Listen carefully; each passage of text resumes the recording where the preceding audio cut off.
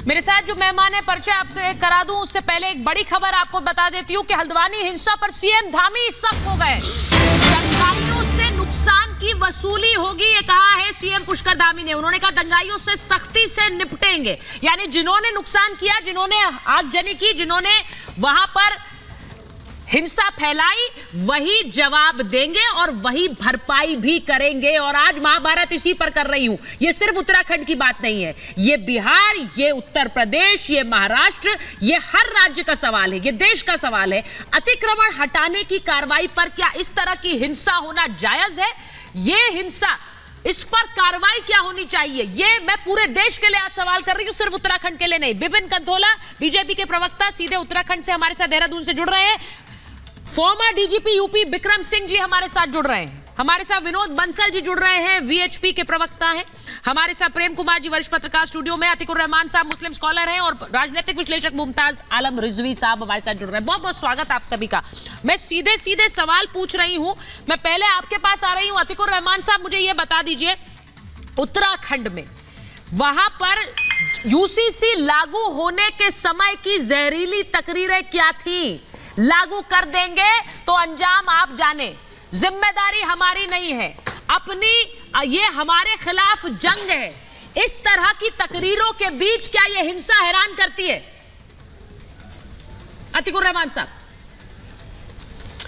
जी। सुचारिता जी, आपका जज्बा सराहनीय है।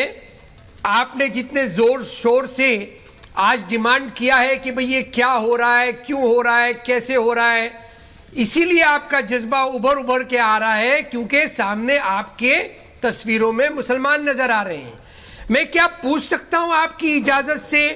अभी 15 दिन पहले मुरादाबाद के अंदर वीएचपी बजरंग दल वालों ने अपने ही लोगों से गाय को कटवाकर उसका सर मस्जिद के सामने टांग दिया, और जब पुलिस ने उन लोगों को धर दबोचा, उनको छुड़वाने के लिए जो भीड़ उमड़ आई थी, वो जज्बा आपका उस वक्त दिखाई नहीं दिया था। मोनू मानेसर ने जब 2 मुसलमानों को जिंदा जला दिया और उनको पुलिस ने गिरफ्तार किया, करने की कोशिश की, गिरफ्तार आज तक नहीं हुए, माफ किए। और आज तक के जहां कहीं भी उन लोगों को धर दबोचने की कोशिश होती है, उनको छुड़वाने के लिए जो हिंदुत्ववादी फोर्सेस आते हैं, तो आपका जज्बा ठंडा पड़ जाता है, ठंडा। सुनिए अतिकुर रहमान साहब, ये दोहरापन क्यों? नहीं, कोई दोहरापन नहीं, अगर दोहरापन नहीं है। जवाब मैं देती हूँ आपको विनोद बंसल जी से। हालांकि वीएचपी का सवाल आपने पूछा, विनोद बंसल जी जवाब देंगे। हम आपके, लेकिन मेरी बात सुन लीजिए अतिकुर रहमान साहब, को जो सुलूक करना है करिए, बिल्कुल होगा भी वही, होगा भी वही। दंगाइयों के साथ सख्ती वाला ही जवाब होगा और वही होना भी चाहिए। मैं आपसे सिर्फ एक बात बता दूं, आपको एक चीज बता रही हूं। उत्तराखंड में पिछले साल में तकरीबन 30 मंदिर जो अवैध रूप से बने थे उन्हें ढाया गया, लेकिन वहां हिंसा नहीं हुई, वहां आगजनी नहीं हुई, वहां पत्थरबाजी नहीं हुई है। वो भी अवैध ढंग से बनाए गए थे। ऐसा क्यों है कि जब मजार को हटाने के लिए गए, क्योंकि वो अवैध ढंग से बनी थी, तो वहां पत्थरबाजी और आगजनी हुई? आप समझ ही नहीं रहे अतिकुर रहमान साहब। जो बैठ के जहरीली तकरीरें करते हैं ना कि यूसीसी आएगा तो मुसलमान के खिलाफ आ जाएगा, जंग का माहौल हो जाएगा, उसी का नतीजा है ये सर, उसी का नतीजा। And you need to understand this. ये भड़काना, बरगलाना, बहकाना बंद करिए, बंद करिए। दोहरा रवैया नहीं है। विनोद जी आपसे सवाल पूछ रहे हैं, जवाब दीजिए। चलता नहीं है, रुकिए, नहीं चलता है। देखिए, जो अवैध ढांचा गिरा था, उनका मस्जिद था, न कोई मजार थी। ये जो ना अवैध निर्माण था, को ढाने के लिए था। लेकिन जब सरकार जो जब किसी अवैध निर्माण को ढाने के लिए जाते हैं, वो हाईकोर्ट के निर्णय के साथ में, तो आखिरकार उसके ऊपर क्या उसका जवाब? पत्थर। विनोद जी की आवाज ठीक नहीं आ रही है, दुरुस्त कराइए फिर से। और ये जो पेट्रोल पंप है क्या? विनोद जी आपकी आवाज ठीक नहीं आ रही है, मुझे उसको दुरुस्त कराना पड़ेगा, समझ नहीं आ रही है।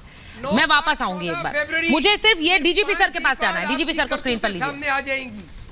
देखिए अतिकुर रहमान साहब, मेरा सीधा सीधा कहना है कि अतिक्रमण के खिलाफ कार्रवाई इस देश में जरूरी है और वो करी भी जाएगी, वो की जाएगी, उसे कोई रोक नहीं सकता है।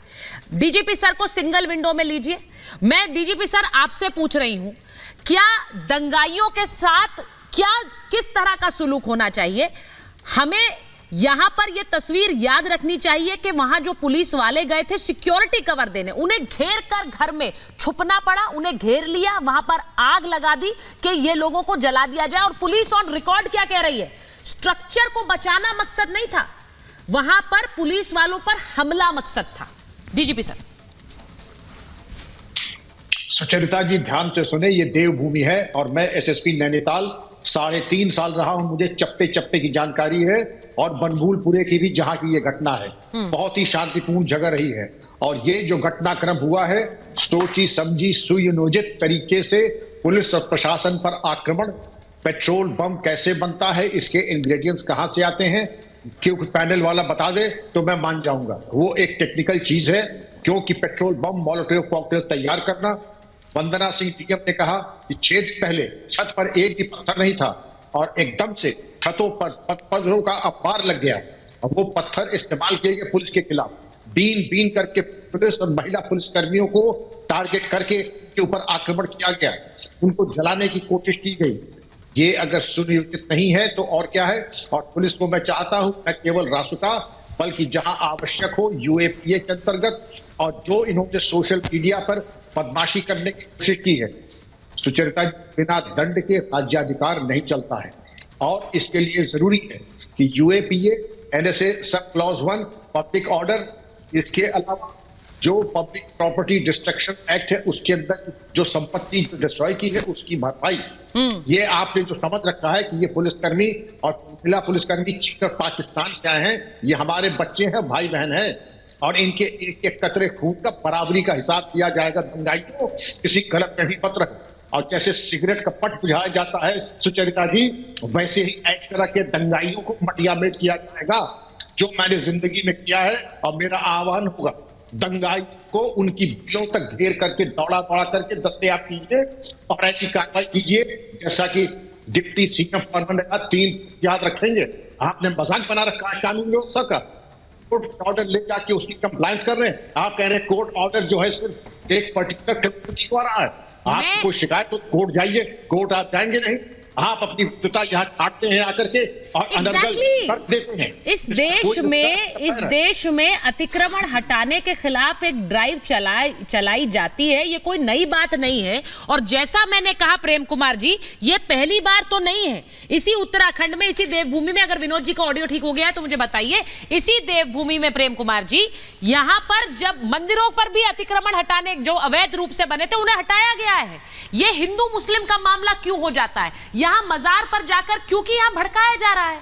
यहां देवभूमि में यूसीसी से पहले जो तकरीरें आई वो भड़काने वाली थी, उसी का नतीजा है कि सड़कों पर लोग उतर आते हैं, पेट्रोल बम लेकर आ रहे हैं, डंडे लेकर आ रहे हैं। विजुअल दिखाइए जरा प्रेम कुमार जी। बातों से ऐसा लगता है सुचारिता जी कि हिंदू मंदिर जब तोड़े जाते हैं तो हिंदू लोग शरीफ हैं और जब मस्जिद तोड़े जाते हैं तो मुसलमान बदमाश हैं। वो लोग भाई इसमें तो मस्जिद तोड़ी नहीं गई, इसमें तो मदरसे का हाथ नहीं लगाया, कोई मजार को हिलाया भी नहीं।